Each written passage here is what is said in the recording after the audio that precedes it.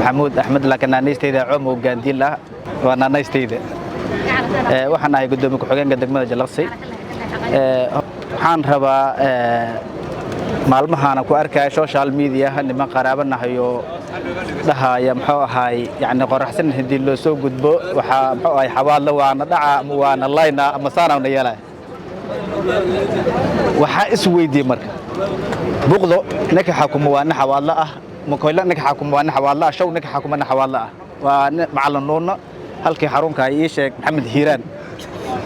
maxaa xaaraan ka dhigay nuur dheer iyo cali jeyti isabalooshay maxaa xaaraan ka dhigay oo kuwaan xalaal ka dhigay waa tan isweydiinta u baahan waana maxawaale waxa xukumadeeyo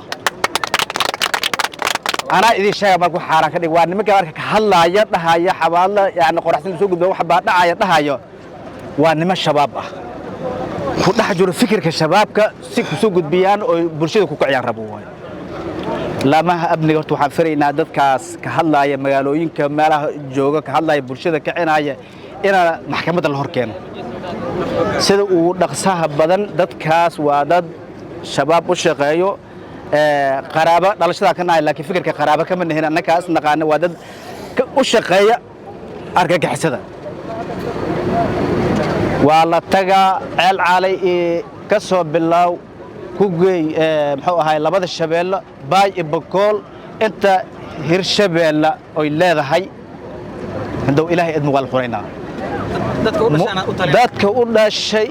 iyo dawladdu waxay u soo magacaabatay iyo ciday u idmintaan ka shaqeynaa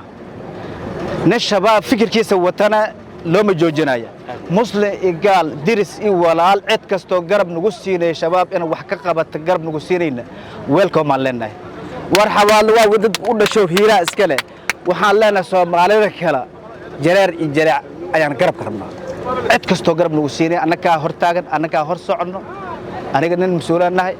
ninka maanta muxuu ahay dawladda meesha wada taliyaha qaybta waa ninka jecla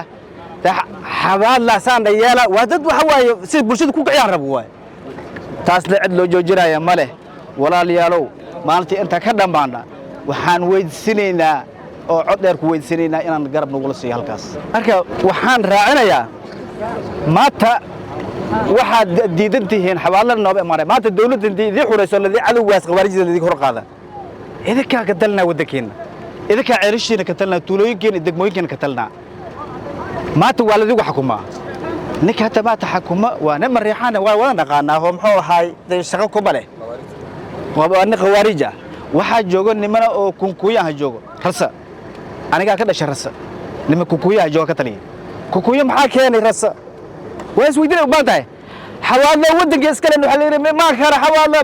war waxaas waxaan qaadan karnaa ma walaalayaal marka nimankaas dawladda waxaan ka codsanaynaa inay soo qabato maxkamadda loo horkeeno. Assalaamu calaykum.